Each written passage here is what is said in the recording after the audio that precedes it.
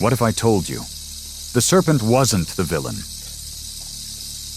What if the creature we were taught to fear was actually the guardian of wisdom? For thousands of years, religions, myths, and scriptures have painted the serpent as evil, a deceiver, a destroyer. But deep inside ancient texts, sacred symbols, and even our own bodies, the truth still coils, waiting to be remembered. This isn't just about a snake in a garden. This is about the power they didn't want you to find. This is about you.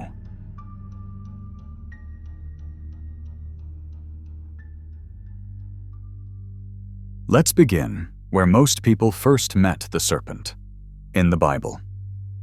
In the story of the Garden of Eden, the serpent appears as a tempter.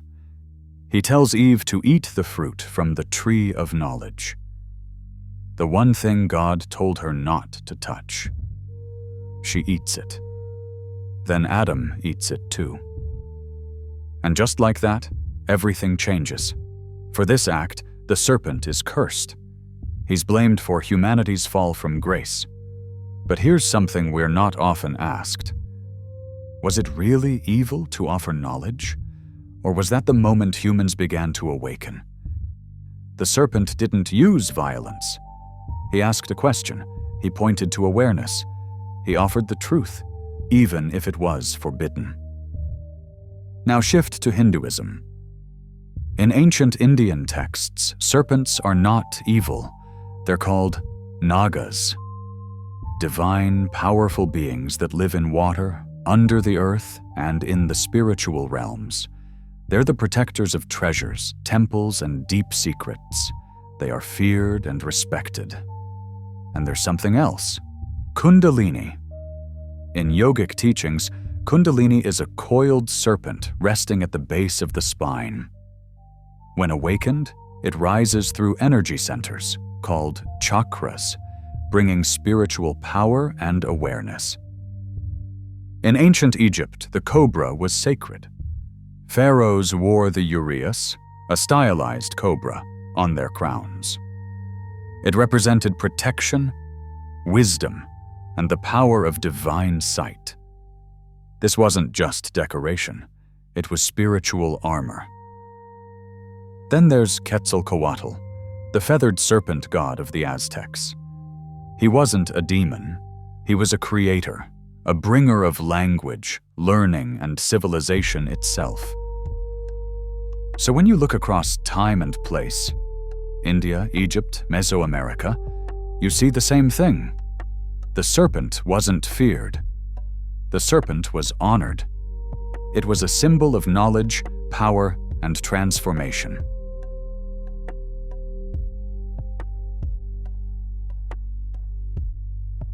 If the serpent was once sacred, how did it become a symbol of evil? Why did so many cultures honor it, while others turned it into a warning? The answer comes down to one powerful idea: control.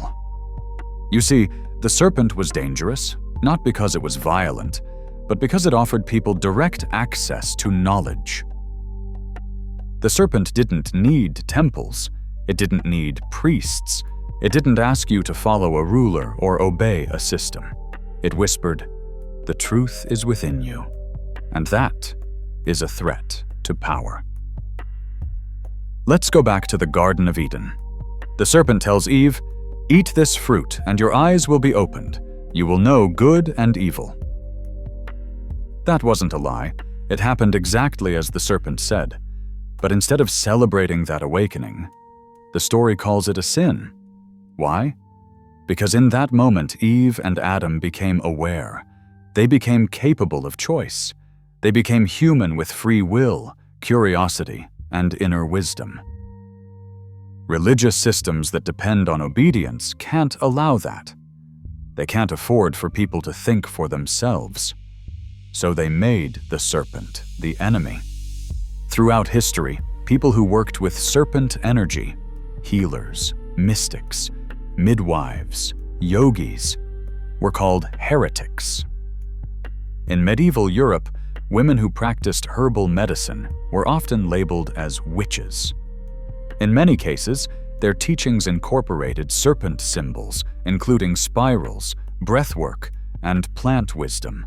And those who didn't obey? They were burned, silenced, or erased. But here's the strange part.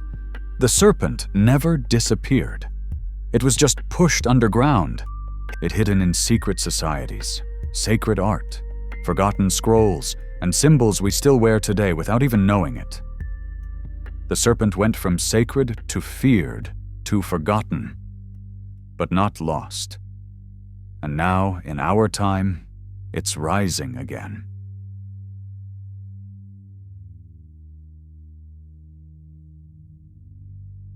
To understand the serpent's deeper meaning, we need to look at what some call the lost teachings, the ones that didn't make it into mainstream religion. Let's start with the Gnostics. Gnosticism was an early spiritual movement that existed around the time of early Christianity. The word gnosis means inner knowledge, not belief, not blind faith, but deep personal understanding. Gnostics had a very different take on the serpent in the Garden of Eden. To them, the God who said, "Don't eat the fruit," wasn't the highest God. They believed that being was actually a false creator, a lower, jealous being called Yaldabaoth. They saw him as a demiurge, a copy of the real divine source. And who was the serpent? The serpent was not the villain. It was the messenger of Sophia, the feminine divine wisdom, the one who wanted humans to awaken, to see beyond illusion. So when the serpent offered knowledge, it wasn't a trap. It was a gift. It was liberation. In this version of the story, the serpent is the hero. It's a symbol of consciousness breaking free from control, a spark of truth in a world built on fear and forgetting. This idea shows up in other esoteric paths, too. In Hermeticism, an ancient system of wisdom, one core teaching says, "As above, so below, as within, so without." The serpent is seen as a spiral, a symbol of energy, wisdom, and transformation that moves through all levels of life. It represents the cycles of life, death, and rebirth. It shows us that truth isn't found outside. It's found within. And when you follow the serpent inward, through the body, the breath, the spirit, you begin to remember what you already knew. The Gnostics believed that remembering was the beginning of freedom. And maybe they were right.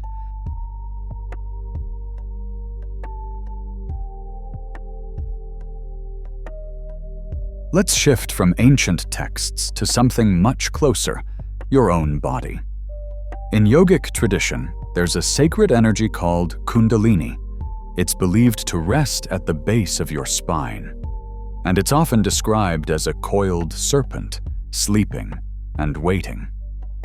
But what exactly is it?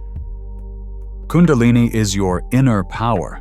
It's the energy of awareness, the force behind your thoughts, your feelings, and your spiritual experiences. When this serpent awakens, it doesn't just move physically. It rises through a system of energy centers in your body called chakras. There are 7 main ones, from your root all the way to the crown of your head. As the energy travels upward, it lights up these centers. Each chakra represents a different part of your life: safety, emotion, power, love, truth, insight, and connection. Some people describe the experience as electric. Others feel peaceful, emotional, or even overwhelmed.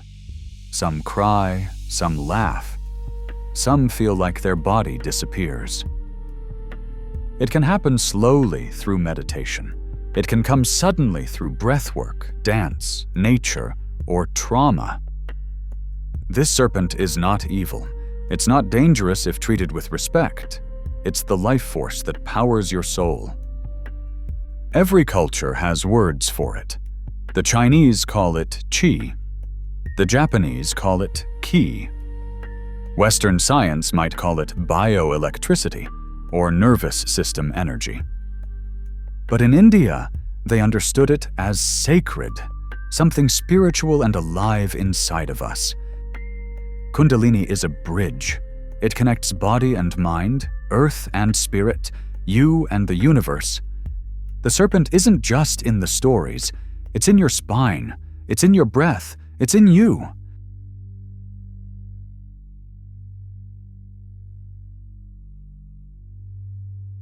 Let's go deeper. Not just spiritually, but biologically. Because the serpent doesn't only show up in religion and myth. It shows up in your DNA. Look at the structure of DNA. 2 strands, twisting around each other like a double helix. Now look at a serpent wrapped around a staff. It's the same shape, the same energy, the same ancient image.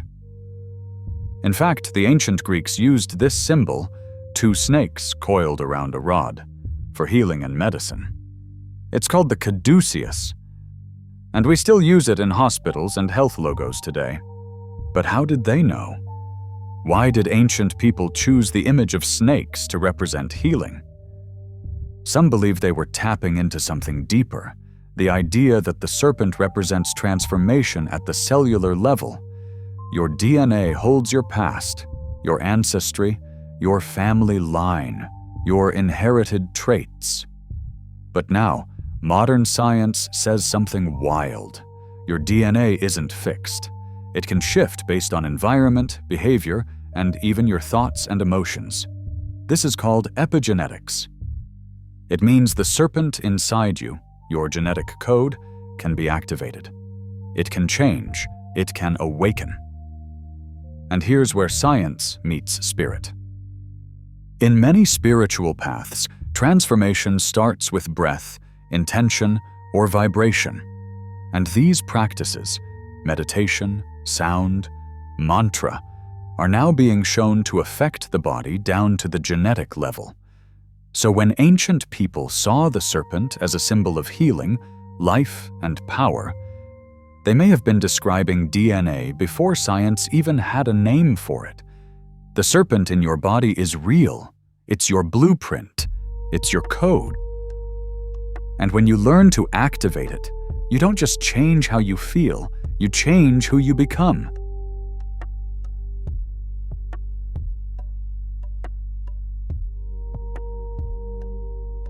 The serpent isn't just found in one religion or one culture. It shows up everywhere, across continents, across history, across beliefs. Let's take a journey around the world. In West Africa, the Dahomey people worshipped a serpent god named Dan. He was said to hold the sky and earth apart, keeping balance in the universe. Dan was a cosmic force, not evil, but essential, a creator and protector. In Chinese culture, the serpent is often associated with the dragon, a revered, wise creature. Dragons bring rain, luck, and power. They live in the clouds and the oceans. And in Chinese medicine, the body's energy channels, or meridians, reflect the coiling, flowing movement of a serpent. In Inca mythology, there is a 2-headed serpent called Amaru. Amaru connected the lower world to the upper world, bringing wisdom from the depths to the surface. Just like Kundalini, it moved through levels of reality. The Aztecs and Mayans worshipped Quetzalcoatl, the feathered serpent. He was a god of wind, learning, and resurrection, a being who brought the arts, knowledge, and life itself. People didn't fear him. They honored him. In the Norse myths, there's a massive serpent called Jormungandr. It circles the world, biting its own tail. This image, a serpent eating its own tail, is called the Ouroboros. It represents eternity, cycles, rebirth, and infinity. Wherever you look, Africa, Asia, the Americas, Europe, you'll find the serpent. It connects the heavens and the earth. It moves between life and death. It brings wisdom, energy, healing, and change. The serpent isn't just a symbol, it's a universal language, one that every culture once spoke. And maybe it's time we start listening again.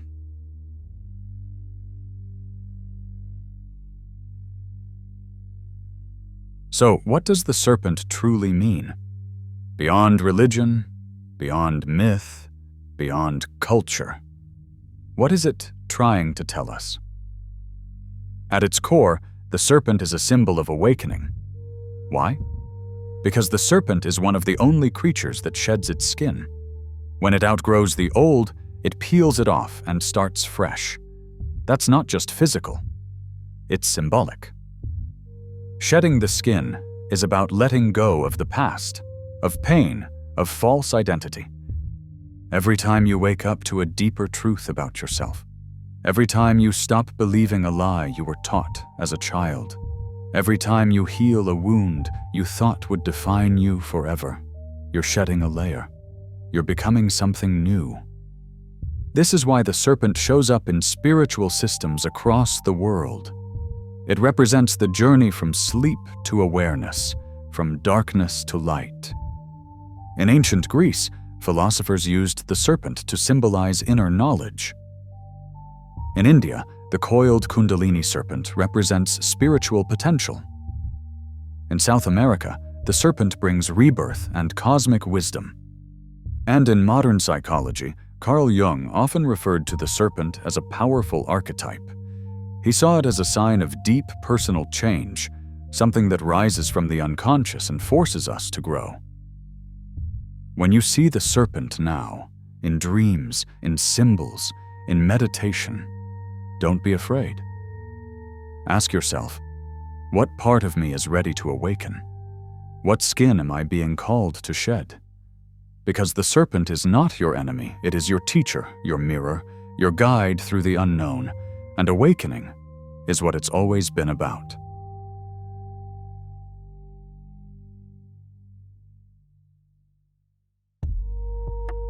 If the serpent is such a powerful and sacred symbol, why were we taught to fear it? Why did this symbol of life, healing, and awakening become a threat? The answer is simple, but uncomfortable. Power structures. You see, the serpent doesn't follow rules. It doesn't ask for permission. It brings knowledge directly to the seeker without a priest, a temple, or a gatekeeper. And that's dangerous to those in charge. Imagine this. A person awakens their inner energy. They realize they don't need someone else to tell them how to pray, how to think, or what to believe. That person becomes free. Now multiply that by thousands or millions. Entire systems, religious, political, even educational, are built around controlling knowledge, and the serpent threatens that control.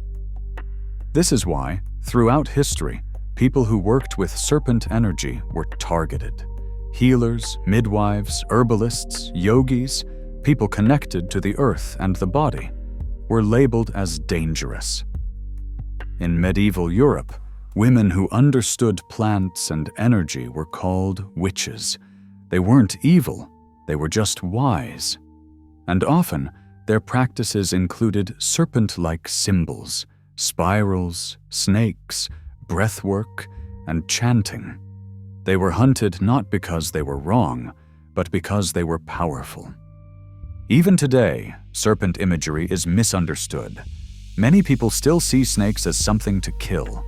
They represent fear, danger, and darkness. But underneath that fear is a hidden truth. It was feared because it couldn't be controlled, because it speaks to the part of you that's still wild, still sacred, still free. And maybe that's exactly why it's returning now, to remind you that your power isn't given, it's remembered.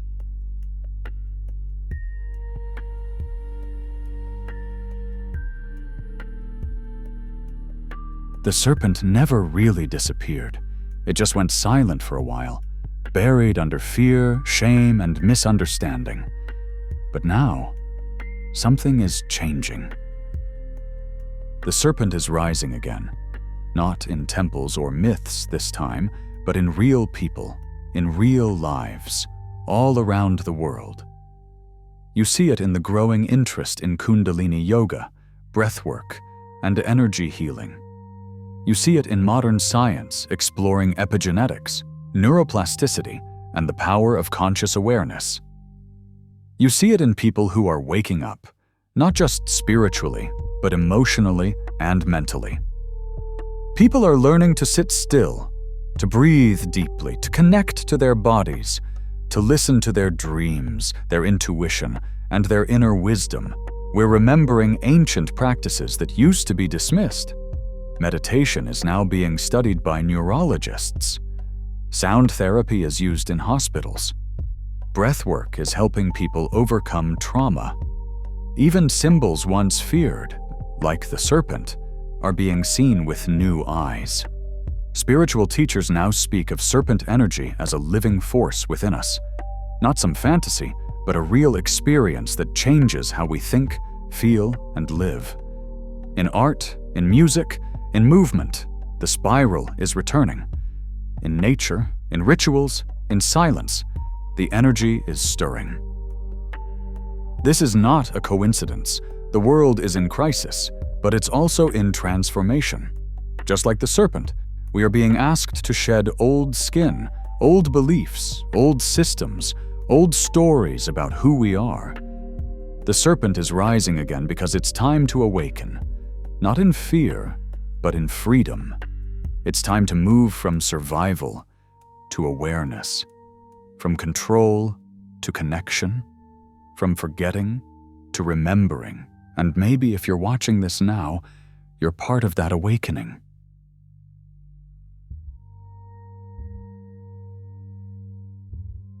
You were never meant to fear the serpent. You were meant to become it, to rise, to shed what no longer serves, to awaken the power coiled inside you. The serpent doesn't lie, it leads. It whispers ancient truths in forgotten languages. And maybe that whisper led you here. So now, the question is, will you follow it? If this message stirred something inside you, it's not an accident.